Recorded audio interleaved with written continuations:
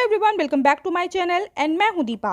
दोस्तों, प्रेगनेंसी किसी भी महिला के लिए एक ऐसा एहसास होता है जो कोई भी मूल्य देकर खरीदा नहीं जा सकता। प्रेगनेंसी जैसे जैसे बढ़ती है, चौथे से 5वें महीने में जब किसी महिला को उसके बेबी की हलचल महसूस होती है, तब उसे एक अजीब सी खुशी का अनुभव होता है और उसके शिशु की एक बॉन्डिंग गर्भ में पल रहे शिशु से वक्त के साथ साथ बढ़ती जाती है और उसे मातृत्व का एहसास तभी होता है। महिला जब प्रेग्नेंट होती है तो वो इसी बात का इंतज़ार करती है कि कब मेरे बेबी की मूवमेंट मुझे समझ में आएगी और महसूस होगी। दोस्तों, आज की वीडियो में हम गर्भ में पल रहे शिशु की हलचल के बारे में सारी बातें डिस्कस करेंगे कि प्रेगनेंसी में कब से आपको बेबी मूवमेंट समझ में आती है, कब बेबी सबसे ज़्यादा मूवमेंट करता है, अगर बेबी कम मूवमेंट करता है तो क्या करना चाहिए, कब वो सबसे कम मूवमेंट करता है, प्रेगनेंसी में बेबी की मूवमेंट कम क्यों हो जाती है और कम मूवमेंट में हमें क्या करना चाहिए।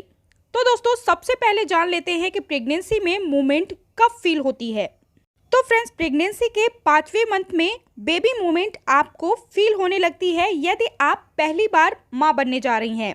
लेकिन यदि आप दूसरी बार माँ बनने जा रही हैं तो आपको बेबी की मूवमेंट 4 मंथ में ही समझ में आने लगती है, क्योंकि पहली बार माँ बनने पर मूवमेंट अच्छी तरह से आप समझ नहीं पाती। लेकिन अगर आप दूसरी बार माँ बनने जा रही हैं तो आप बेबी मूवमेंट को बहुत अच्छी से तरह से समझ जाती हैं, इसलिए आप चौथे मंथ से ही बेबी की मूवमेंट को समझ पाती हैं।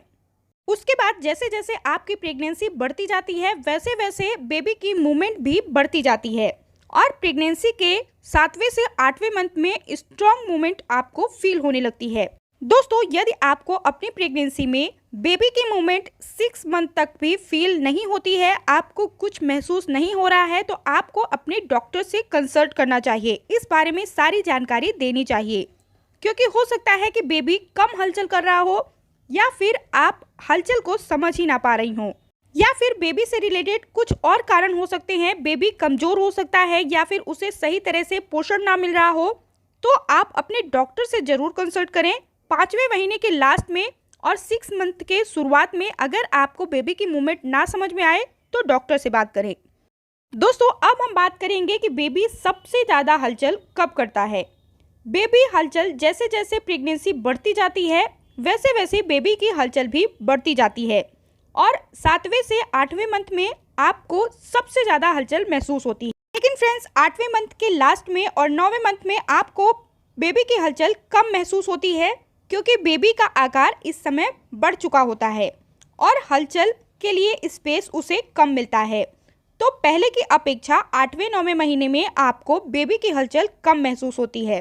अब बात करेंगे कि शिशु की हलचल कम क्यों हो जाती है और अगर बेबी की हलचल कम है तो ऐसे में हमें क्या करना चाहिए। दोस्तों, सबसे पहले अगर आप भूखे हैं, आपने बहुत देर तक कुछ नहीं खाया है, तो ऐसे में आपको भूखे नहीं रहना चाहिए। तो अगर आपको बेबी की हलचल या बेबी मूवमेंट कम समझ में आ रहा है तो सबसे पहले आपको कुछ खाना चाहिए। माँ और बेबी का जब से बेबी हलचल करने लगता है तब से बेबी की बॉन्डिंग माँ से बहुत अच्छी हो जाती है। इस कारण से जब बेबी कम मूवमेंट करता है तो आप बहुत अच्छे से समझ सकती हैं। दोस्तों, जब बेबी सोता है उस समय भी आपको मूवमेंट कम समझ में आ सकती है, या फिर बेबी के कम मूवमेंट का ये कारण भी हो सकता है कि बेबी का डेवलपमेंट कम हुआ हो, एमनियोटिक फ्लूइड में पानी की मात्रा कम हो गई हो, या फिर माँ बीमार हो। ऐसे में भी बेबी की मूवमेंट कम हो जाती है। अगर माँ को बीपी, डायबिटीज़, बुखार जैसी प्रॉब्लम है तो भी बेबी की मूवमेंट कम हो जाती है। फ्रेंड्स, अगर ये सारे कारण आपके साथ नहीं हो रहे हैं, उसके बाद भी बेबी की मूवमेंट आपको कम लग रही है, तो आप कुछ उपाय कर सकते हैं। इसके लिए आप थोड़ा सा टहल कर देखें, कुछ खट्टा या मीठा खाकर देखें।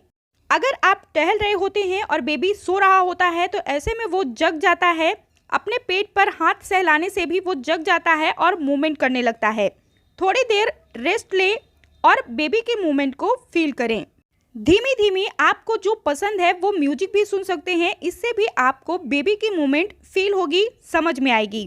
इन सारे उपाय के करने के बाद भी अगर 4 से 5 घंटे तक आपको बेबी की मूवमेंट नहीं समझ में आ रही है तो आपको अपने डॉक्टर से कंसल्ट करना चाहिए। इस बारे में पूरी जानकारी उन्हें देना चाहिए। क्योंकि प्रेगनेंसी में किसी भी तरह की लापरवाही आपके बेबी के लिए परेशानी का कारण बन सकती है, इसलिए तुरंत अपने डॉक्टर के पास जाएं और उनसे ये सारी बातें बताएं। उम्मीद है वीडियो में बताई गई जानकारी आपको पसंद आई होगी और यूजफुल लगी होगी। अगर पसंद आई है तो प्लीज़ वीडियो को लाइक, शेयर, सब्सक्राइब करना बिल्कुल ना भूलें।